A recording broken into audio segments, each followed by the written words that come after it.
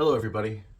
As you might know, I really don't like speaking this way into a glass camera instead of directly relating to an audience in front of me and being able to take questions if something isn't clear. That's really my preference. This is foreign to me. I have a lot of experience with humans, with people, whether it's just one other person or if it's an audience of 1,000, but this is something rather foreign to me. And it's impossible to get perfect. It's impossible to be correctly understood as intended by everybody. But it's what you got to do.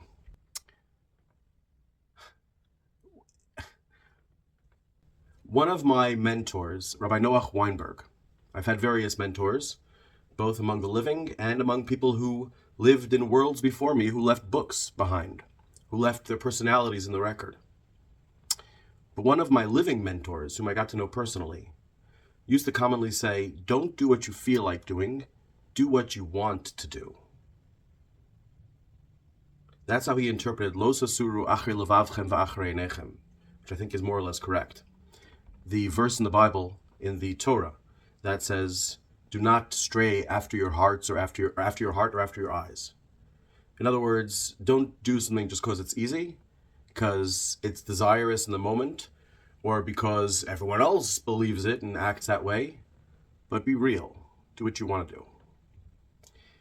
It seems that I have been told, it seems that I have been forced into a situation where I guess I'm supposed to believe that I want to lead humanity, to be king of the world. I absolutely do not feel any interest in that at all, or in pursuing it at all. I have a very, very low opinion of the benefits of it. I literally enjoy my life for decades on almost no money at all, just survival, without even a name. Literally, I don't believe in names. The idea of ownership is just burdensome to me. Who wants to own a reputation, a past, a future? Who wants to own anything? The world is just fine. If you've got food, and if you've got sleep, if you've got food, sleep, and clothing, the world is a playground. It's a Disneyland. It's magnificent. And from my tradition, as a rabbi from the Jewish people, you look through the Jewish books, their leaders really do not get treated very well. Their prophets really do not get treated very well. There's no joy in being a leader of the Jews. There isn't. The Jews are recorded as being an am kishei oref, a stiff-necked people, a stubborn people. And indeed, for good and for bad, they are.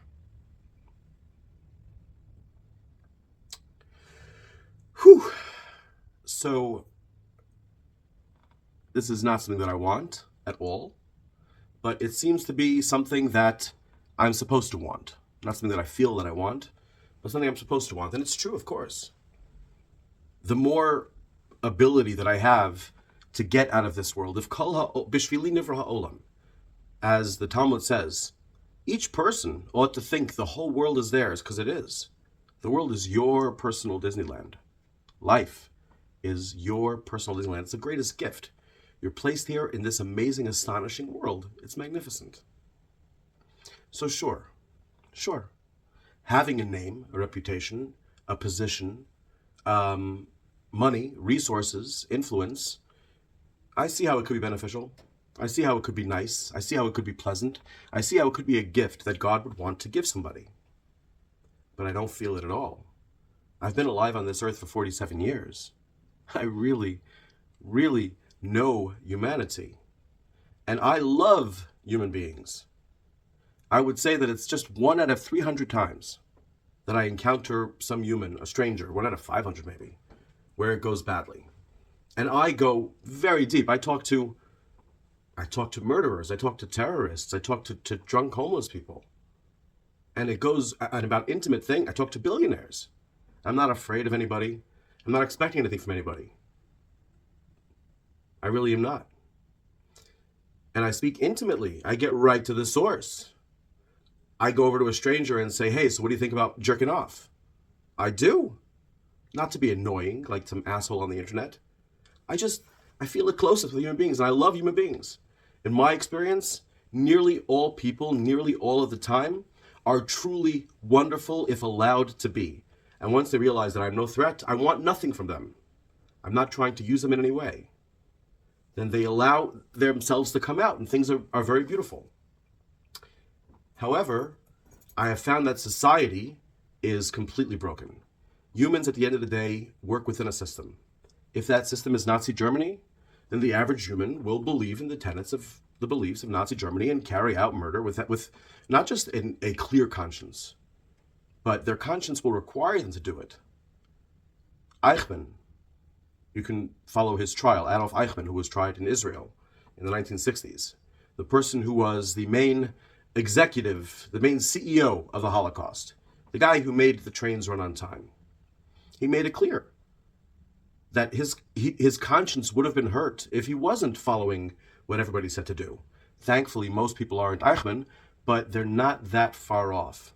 The Stanley Milgram experiments, if you're familiar with them, have shown that most human beings, when I say most, I mean literally most, I mean 2/3 or more, most human beings, will commit acts that they know might cause somebody's death simply if somebody else takes responsibility for it. If they're just doing their job. That's you. Well, it's 2/3 of you anyway. That's us. That's humans. We're part of societies. Within a good society, within a society with good rules, good morals, good beliefs, good culture, humans are amazing. Within a shit society, humans are not so amazing.